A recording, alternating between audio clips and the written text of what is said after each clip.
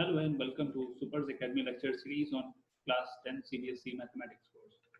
So in this lecture, we will start linear equations in two variables, and in pair of linear equations today we will see what is a linear equation. Then we will see graphical representation of linear equation and what is meant by solution of a linear equation and how it looks like. And last, we will see consistent and inconsistent systems of linear equations. So let's start with class today. So starting with what is linear equation. So first of all, we will see what is a linear equation. A linear equation is an equation in two variables which appears in the form ax plus by plus c equals to 0. So you need to focus on two things. There are two variables which are x and y, where a, b and c are the constants. Now, why it is linear? So it is linear because the degree of this expression is 1. Okay, so as we have seen in the cases of polynomials, the expression of this entire term, the degree of this entire expression is, its degree is 1. So whenever the degree is 1, we have a linear equation, and it has two variables, therefore it is called a linear equation in two variables. Now, to make it more adaptable to the real scenarios, तो real scenario यानी जो हमारे application में equations बनेंगे और जो हमारी general equation की डेफिनेशन होती है उसको और ज़्यादा स्ट्रॉन्ग बनाने के लिए हम लोग उसमें एक चीज़ ध्यान रखते हैं कि कभी भी हमारे कोफिशिएंट्स सारे के सारे जीरो नहीं हो सकते, specially the coefficient of the variable terms. ठीक है, तो जैसे आप देख रहे होगे कि वेरिएबल टर्म का कोफिशिएंट क्या है, ए और बी. ठीक है, तो आपको ध्यान रखना होगा कि अगर ये दोनों एक साथ जीरो हो गए तो आपका इक्वेशन जो है वो it will no longer be linear. तो अगर ये दोनों एक साथ जीरो हो गए then equation is not linear. ठीक है, तो ये लीनियर वाली प्रॉपर्टी जो है वो आपके चली जाएगी. तो इसीलिए हम लोग क्या कंडीशन रखते हैं कि दोनों में से कोई एक एटलीस्ट जीरो ना हो. ठीक है, तो उसको हम लोग इजी वे में लिखने के लिए क्या यूज कर सकते हैं, a square plus b square is not equal to 0. ठीक है, तो ये कंडीशन क्या इंश्योर करता है, ये कंडीशन श्योर कर देता है कि अगर ऐसा हो रहा है तो आपका इक्वेशन लीनियर होगा and the coefficients a and b both are not 0. ठीक है, तो दोनों ही जीरो नहीं हो रहे होंगे. Let us next talk about what is solution of a linear equation. तो इक्वेशन, अगर हमारे पास लीनियर इक्वेशन है दो वेरिएबल्स में, तो उसका सॉल्यूशन क्या होगा. तो उसका सॉल्यूशन कोई नंबर नहीं होगा but it is a pair of values. ठीक है, solution of a linear equation in two variables is a pair of values. Pair of values का मतलब क्या हो जाएगा, one value for x and another value for y. और कैसी values होनी चाहिए, ऐसी वैल्यूज होनी चाहिए which makes two sides of the equation equal. ठीक है, जिससे आपके LHS और RHS क्या हो जाना चाहिए, LHS और RHS आपका इक्वल हो जाना चाहिए. तो ऐसे किसी भी पेयर को आप बोलोगे solution of the linear equation. So suppose we have a linear equation, say let us call as 3x plus 4y plus 1 equals to 0. Now suppose you put x equals to say 1 and y equals to minus 1. तो आपने x की एक value ले लिया और y की एक value ले लिया. अब आपने इसमें रख के देखा कि LHS क्या बनता है और RHS क्या बनता है. तो आपने देखा LHS आपका बन रहा है, LHS is 3 minus 4 plus 1, जिसको आपने सिंप्लीफाई किया तो ये हो गया 0. और RHS आपका क्या दिया गया था, RHS आपका दिया गया है 0. सो अब इससे क्या कंक्लूजन मिलता है, therefore LHS equals to RHS. LHS और RHS आपका इक्वल हो गया. LHS RHS इक्वल हो गया, इसका मतलब क्या हो जाएगा, इसका मतलब x equals to 1 and y equals to minus 1 is a solution. ठीक है, तो हमने लिखा है is a solution, ऐसा नहीं लिखा is the solution, because ऐसी बहुत सारी वैल्यूज हो सकती हैं. Okay, so linear equation in two variables will have infinitely many solution. ठीक है, now एक और important point है जो आपने क्लास 9th में पढ़ा हुआ है, उसको आपको रिकॉल करना है.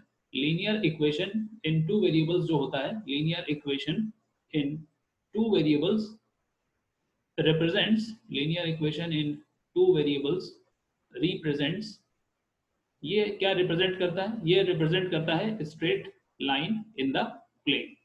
तो ये स्ट्रेट लाइन को रिप्रेजेंट करता है। अब आप जानते हो कि स्ट्रेट लाइन पे इनफाइनाइटली मेनी पॉइंट्स आते हैं, यानी हर एक पॉइंट में x की कोई वैल्यू होगी और y की कोई वैल्यू होगी। तो जितने भी पॉइंट्स किसी भी लाइन पे लाई करते हैं वो सारे के सारे उसके सॉल्यूशन हो जाते हैं। So every solution of the equation is a point on the line and otherwise also, यानी हर एक पॉइंट जो इक्वेशन पे आ रहा है वो आपको सॉल्यूशन देगा और हर एक सॉल्यूशन आपको एक पॉइंट दे देगा।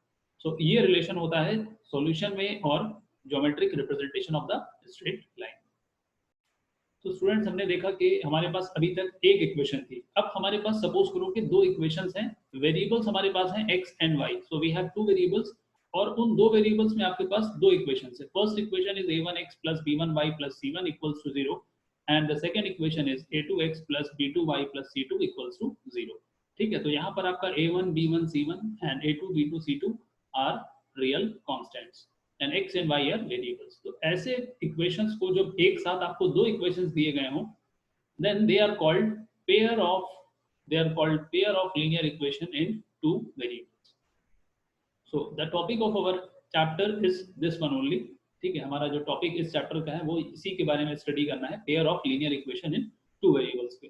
तो कुछ हम लोग बेसिक बातें यहाँ पर समझ लेते हैं जो हमारा पेयर ऑफ लीनियर इक्वेशन से पहले हमने डिस्कस किया है।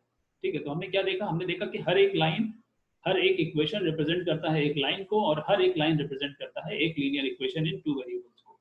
तो अब यहाँ पर आपके पास दो लीनियर इक्वेशन दिया गया है, इसका मतलब क्या हो जाएगा? We have two lines.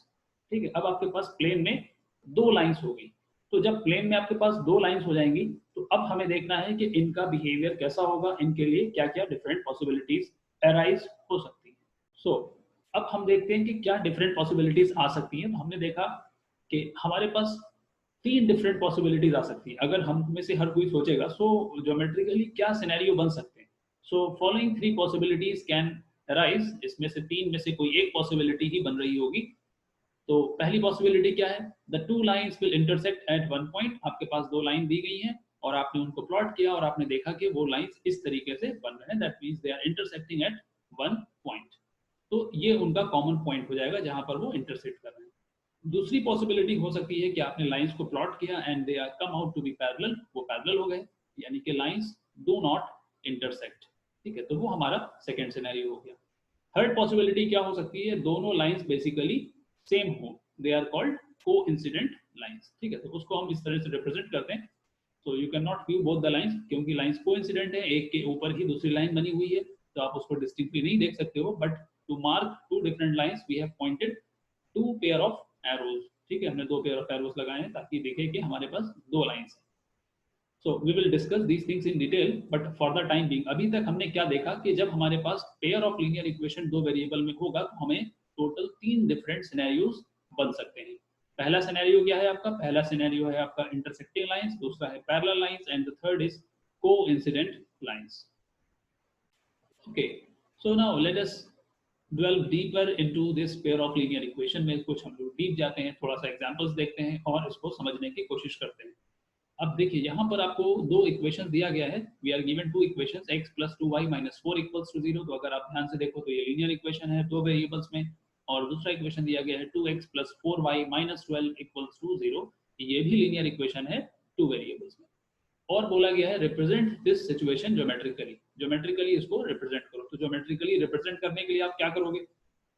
Geometrically represent करने के लिए आपने ग्राफ लिया, ग्राफ पर आपने एक्सिस मार्क किया, जैसे कि यहाँ पर आपको दिख रहा होगा, this is x axis and this is the y axis.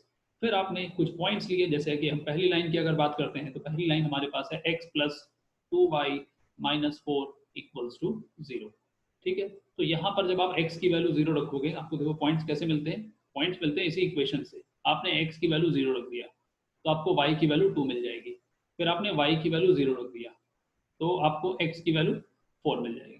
So now you got 2 points, आपको मिल गए 2 पॉइंट्स, आपने उनको प्लॉट कर लिया। देखो पॉइंट्स क्या मिलेंगे? 0,2। ठीक है, आपको पॉइंट मिलेगा x is 0 and y is 2, ये आ गया आपका point. Then the next is x is 4, y is 0. ये आ गया आपका दूसरा पॉइंट। तो आपको पता चल गया कि ये आपका पहला लाइन हो गया। This is x plus 2y minus 4 equals to 0. अब इसी तरह से अगर आप दूसरी लाइन को देखोगे तो आपका दूसरा लाइन ये ब्लू कलर से निकल के आएगा और ये लाइन का इक्वेशन हो रहा है 2x plus 4y minus 12 equals to 0. तो आपने दो पॉइंट्स को लेकर के लाइन को प्लॉट कर लेना है। So now what you are seeing here is these two lines are parallel. अगर आप ध्यान से देखो तो लाइंस क्या है, पैरेलल है। पैरेलल का मतलब क्या है, दे आर नॉट इंटरसेक्टिंग।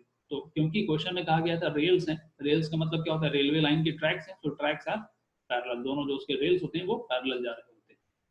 ठीक है, अगर स्टूडेंट्स एक इंपॉर्टेंट चीज हम लोग यहाँ पर नोटिस करें कि कोफिशिएंट्स का जो बिहेवियर होता है ये सबसे इंपॉर्टेंट है, ये आप लोग ध्यान रखिएगा। लीनियर इक्वेशंस की जब भी हम पेयर की बात करते हैं तो उनके कोफिशिएंट्स का जो रेशियो होता है ये बहुत ज्यादा मैटर करता है। चलिए जैसे हम इस एग्जांपल में देखते हैं, हमारी पहली इक्वेशन में x का कोफिशिएंट है 1 और दूसरी इक्वेशन में x का कोफिशिएंट है 2। अब अगर हम देखें तो ये हमारा क्या कहलाएगा, ये हमारा कहलाएगा a1 अपॉन a2। अगर हम बात करते हैं पहली इक्वेशन में y का कोफिशिएंट है 2 और दूसरी इक्वेशन में y का कोफिशिएंट है 4, तो ये हमारा क्या हो गया, ये हमारा हो गया b1 अपॉन b2। इसी तरह से अगर आप देखोगे तो आपको मिल जाएगा c1 upon c2। So what is C1 upon C2? C1 upon C2 is minus 4 upon minus 12. अगर आप सिंप्लीफाई करोगे तो आप देखोगे यहाँ पर हमें क्या मिल रहा है, यहाँ पर हमें मिल रहा है A1 upon A2 is equal to B1 upon B2 and this is different from C1 upon C2। ठीक है, तो ये जो एक कैरेक्टरिस्टिक पहचान है, यानी जब भी ये चीज दो इक्वेशंस के लिए ट्रू होगा तो लाइंस आपकी क्या हो जाएंगी, lines will always be parallel. ठीक है, तो लाइंस जब भी पैरेलल होंगी तो हमेशा ये कंडीशन ट्रू होगा, ये आप आगे जाकर के देखोगे। ओके, तो इस तरह से आपको ध्यान रखना है कि जो भी बिहेवियर होता है लाइंस का वो डिटरमाइन होता है उनके coefficients. Okay, now let us move on to another problem. ये बहुत ही इंटरेस्टिंग और अप्लाइड प्रॉब्लम है, जिसमें एक सिनेरियो दिया गया है, Romila went to a stationery shop and purchased 2 pencils 3 erasers. ठीक है, उसने 2 पेंसिल और 3 इरेजर खरीदा। तो हमने अज्यूम कर लिया very simply the cost of one pencil is rupees x and cost of one eraser is rupees y। तो पहले सिनेरियो में क्या है, 2 पेंसिल हैं तो उनकी कॉस्ट 2x हो गई और 3 इरेजर्स हैं उनकी कॉस्ट 3y हो गई and the total amount is rupees 9। तो यहाँ से आ गया आपका पहला इक्वेशन। नाउ हर फ्रेंड सोनाली, उसने क्या खरीदा, उसने खरीदा 4 pencils and 6 erasers. Now her cost is 18। तो आप देख रहे हो उसके लिए इक्वेशन बनेगा 4x plus 6y equals to 18। अब हमने क्या किया, हमने इस सिचुएशन को ग्राफिकली रिप्रेजेंट किया। अल्जेब्राइकली रिप्रेजेंट करने का मतलब इक्वेशंस लिखना होता है। आपने इक्वेशन लिख लिया तो this is the algebraic representation, ये हो गया आपका अल्जेब्राइक फॉर्म। नाउ ग्राफिकल में क्या करना है, ग्राफिकल में you need to plot both the lines, आपको दोनों लाइंस को प्लॉट करना है। अब देख रहे हो यहाँ पर आपको एक ही लाइन मिल रही है, तो reason is the lines are coincident. Okay, अगर आप देखोगे कोई भी पॉइंट तो वो दोनों इक्वेशंस को सेटिस्फाई करेगा, lines are coincident. Okay, coincident. तो ये देखने का बहुत अच्छा तरीका है, जैसे अभी आप यहाँ पर फर्स्ट इक्वेशन की बात करो तो फर्स्ट इक्वेशन में आप देखो a1 और सेकंड इक्वेशन में आप देखो a2। तो फर्स्ट इक्वेशन में x का कोफिशिएंट है 2 और सेकंड इक्वेशन में x का कोफिशिएंट है 4। इसी तरीके से फर्स्ट इक्वेशन में आप देखो x का y का कोफिशिएंट है 3 और सेकंड इक्वेशन में y का कोफिशिएंट है 6। फर्स्ट इक्वेशन में कांस्टेंट टर्म है 9 तो सेकंड इक्वेशन में कांस्टेंट टर्म है 18। अगर आप सारे नंबर्स को मैच करो तो सारे नंबर्स आपके क्या आ रहे हैं, so all of these numbers are, ये नंबर आपका हो गया 1/2, ये वाला नंबर भी हो गया आपका 1/2 और लास्ट वाला नंबर भी हो गया आपका 1/2। तो यहाँ पर आपने देखा कि हमारे पास कंडीशन क्या आ गई, a1 upon a2 is equal to b1 upon b2 is equal to c1 upon c2। ये कंडीशन जब सेटिस्फाई हो रही है तो लाइंस क्या हो रही हैं, then the lines are coincident. तो कोइंसिडेंट के लिए क्या कंडीशन हो जाएगा, ratio of the coefficients is same. ठीक है, जैसे आपने पैरेलल में देखा था, अब यहाँ पर हमने कोइंसिडेंट में देखा कंडीशन हमारे क्या बनता है। तो इसमें हम लोगों ने 2 चीजें सीखा, पहले तो देखा इक्वेशंस कैसे बनाते हैं, फिर उसको प्लॉट कैसे किया जाता है और फिर हमने देखा कि उसके कोफिशिएंट से कैसे हमें इंफॉर्मेशन मिल सकती है। ओके, तो ये कोफिशिएंट वाले इशू पर हम लोग और डिटेल में आगे देखेंगे अभी। Now let us move on to the next problem. तो ये नेक्स्ट हमारा प्रॉब्लम है। Again it is very similar to the previous problem. यहाँ पर दिया गया है क्रिकेट टीम ने 3 बैट खरीदे, 6 बॉल्स खरीदा और उसने पे किया 3,900 रुपीज। ठीक है, उसके बाद फिर उसने आगे एक बैट खरीदा और 2 बॉल्स खरीदी और उसने पे किया 1300। सुनाओ, अब हम इक्वेशन अगर बनाने की बात करते हैं तो हमने मान लिया कि cost of 1 bat is rupees x and cost of 1 ball is rupees y. So question के हिसाब से पहले सिनेरियो में 3x प्लस 6y की वैल्यू हो रही है 3900 और एक बैट और 2 बॉल्स की कॉस्ट बन रही है 1300, that is x plus 2y equals to 1300। Now इसको हमें अलजेब्राइकली रिप्रेजेंट करना था, तो ये हो गया इसका algebraic representation. This is the algebraic representation. अब ज्योमेट्रिक की जब आप बात कर रहे हो तो आपको क्या करना होगा, आपको ग्राफ इसका प्लॉट करना होगा। अगर आप ध्यान से देखो ग्राफ कैसे बन रहा होगा इसका, तो ग्राफ के लिए आपको लेना होगा 2 पॉइंट्स।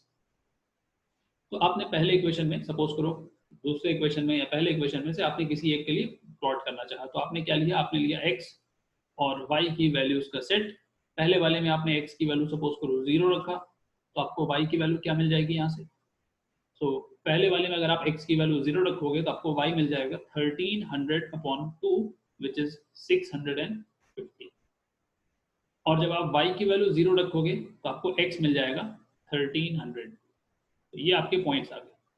ठीक है, ये 2 पॉइंट्स को लेकर के आपने प्लॉट कर दिया and you will get the required straight line. ये आपकी x एक्सिस होगी और ये आपकी y एक्सिस होगी। पहला पॉइंट आपका क्या हो जाएगा, पहला पॉइंट आपका इधर कहीं आ रहा होगा, suppose this is the point 0,650। तो दूसरा पॉइंट आपका यहाँ कहीं आ रहा होगा, दिस इज 1300,0। तो ये दोनों पॉइंट्स को ज्वाइन करने वाली जो लाइन होगी ये आपकी हो जाएगी straight line. 3x plus 6y equals to 3900। अगर आप देखोगे दूसरे इक्वेशन के बारे में तो आपको दिखेगा कि first and the second equation are coincident. Coincident क्यों है, बिकॉज फर्स्ट इक्वेशन को अगर आप मल्टीप्लाई कर दो, मल्टीप्लाई बाई 1/3, तो आपको सेकेंड इक्वेशन मिल जाएगा। तो ऐसे केस में दोनों इक्वेशंस आइडेंटिकल होते हैं। और एक तरीका और आपको बताया गया था, you can check what is a1/a2। a1/a2 is equal to b1/b2 is equal to c1/c2। तो लाइंस क्या हो जाएंगी, the lines are coincident. So the lines are coincident. ठीक है, तो लाइंस जो है वो हमारी यहाँ पर कोइंसिडेंट हो जाएंगी। तो दूसरा लाइन जो होगा वो आपका इनफैक्ट सेम होगा जो पहला लाइन है। Okay, so in this way we have seen how to represent a given problem in algebraic form and in geometric or graphical form। अब स्टूडेंट्स हम लोग आते हैं आज के लास्ट टॉपिक पर और हम देखेंगे कि कभी भी अगर हमारे पास कोई भी पेयर ऑफ लीनियर इक्वेशन दिया गया है and the pair of linear equations a1x plus b1y plus c1 equals to 0 और दूसरा इक्वेशन आपको दिया गया है suppose a2x plus b2y plus c2 equals to 0। तो आप इनके कोफिशिएंट से कैसे डिटरमाइन कर सकते हो कि ये कंसिस्टेंट है या इनकंसिस्टेंट है, सॉल्यूशन इनके है, कितने सॉल्यूशंस हैं और इनका ज्योमेट्रिक व्यू क्या बन रहा है। तो पहला कंडीशन आपका क्या है, a1/a2 is not equal to b1/b2। तो अगर ऐसा हो रहा है तो इसका मतलब आपका लाइन कंसिस्टेंट है। कंसिस्टेंट का मतलब क्या होता है, सॉल्यूशन मिलना। तो सॉल्यूशन आपको मिलेगा, कितने सॉल्यूशंस मिलेंगे, यूनिक सॉल्यूशन मिलेगा। ओके, तो यूनिक सॉल्यूशन मिलने का मतलब क्या है, लाइंस जो है वो एक ही पॉइंट पर मीट करेंगी and they will be intersecting lines. कुछ इस तरीके का लाइन बन रहा हो। ओके, ये आपको रिमेंबर रखना, याद रखना है चीज को। Now next is a1/a2 equals to b1/b2 not equals to c1/c2। Consistent होगा, no, this is not consistent. जब कंसिस्टेंट नहीं है यानी कोई सॉल्यूशन नहीं है, कंसिस्टेंट का मतलब सॉल्यूशन, कोई सॉल्यूशन नहीं है, इसका मतलब number of solutions 0। Parallel lines हो जाएंगी। कभी भी इनकंसिस्टेंट का मतलब क्या होता है, पैरेलल लाइंस। इस तरीके का कुछ लाइन आपके पास बन रहा होगा। Okay, and the last one is the ratio of all the coefficients is same. So इस केस में आपको सॉल्यूशन मिलेंगे, इनफाइनाइट सॉल्यूशंस मिलेंगे और लाइंस क्या हो जाएंगी, लाइंस आपकी कोइंसिडेंट हो जाएंगी। So these 3 are very important to remember. ये आपको याद रखना होगा। ठीक है, ये आपको सभी को इसको याद रखना होगा, ये बहुत इंपॉर्टेंट है। और इससे आपको ये मान के चलिए 2 नंबर तक के छोटे क्वेश्चंस इजीली मिलेंगे। ओके, तो 2 नंबर तक का छोटा क्वेश्चन बहुत इजीली मिलेगा और आप अगर ये कंडीशन को याद रखते हैं, इसको आप समझ जाते हैं, तो आप इसको बहुत इजीली कंप्लीट कर सकते हैं। So this is the end of the first class. यहाँ पर हम लोगों ने कॉन्सेप्ट सारे सीख लिए। Let us practice the last problem जो हमारे इस कॉन्सेप्ट को और क्लियर करेगा। ओके, तो अब देखो जैसे हमें दिया गया है, ये आपको आइडिया देगा कैसे प्रॉब्लम्स को हम लोग सॉल्व करते हैं। Check whether the pair of equations x plus 3y equals to 6 and 2x minus 3y equals to 12 is consistent। क्या ये कंसिस्टेंट है? और अगर है तो इनको ग्राफिकली सॉल्व करिए। ओके, तो हम लोग कंसिस्टेंट कैसे चेक करते हैं? आपको पता है कि कंसिस्टेंट के लिए हम लोग क्या देखते हैं? हम लोग देखते हैं a1 अपॉन a2। तो a1 क्या है? a1 पहले इक्वेशन में x का कोफिशिएंट है 1, दूसरे इक्वेशन में x का कोफिशिएंट क्या है 2, तो ये हो गया आपका 1/2। ठीक है, फिर आपने देखा b1 अपॉन b2 क्या बन रहा है? तो b1 क्या है? फर्स्ट इक्वेशन में y का कोफिशिएंट क्या है 3, सेकेंड इक्वेशन में y का कोफिशिएंट क्या है -3। नाउ फर्स्ट इक्वेशन में अगर आप कांस्टेंट टर्म देखोगे तो वो आपका क्या आ रहा है? वो आपका आ रहा है 6। सेकेंड इक्वेशन में कांस्टेंट टर्म क्या आ रहा है? वो आ रहा है आपका 12। तो अब यहाँ पर आपने कंपैरिजन किया तो आपने देखा कि a1 अपॉन a2 की जो वैल्यू आ रही है this is not equal to b1 upon b2।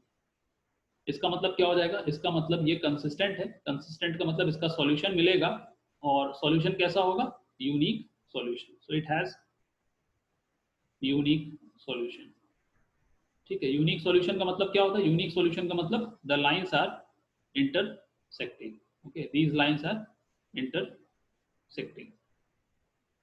अब ग्राफिकली इनको सॉल्व कैसे करते हैं? ग्राफिकली सॉल्व करने का मतलब आपको इसका कॉमन पॉइंट निकालना होगा। देखो ग्राफिकली सॉल्व करने के लिए तरीका बिल्कुल सिंपल है। जैसे कि आप यहाँ पर देख रहे हो, हमने क्या किया? हमने वैल्यूज को निकाल लिया।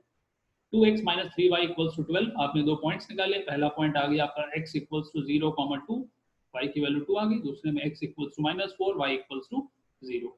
ये दोनों पॉइंट्स को आपने प्लॉट किया और आपको लाइन की इक्वेशन मिल गया।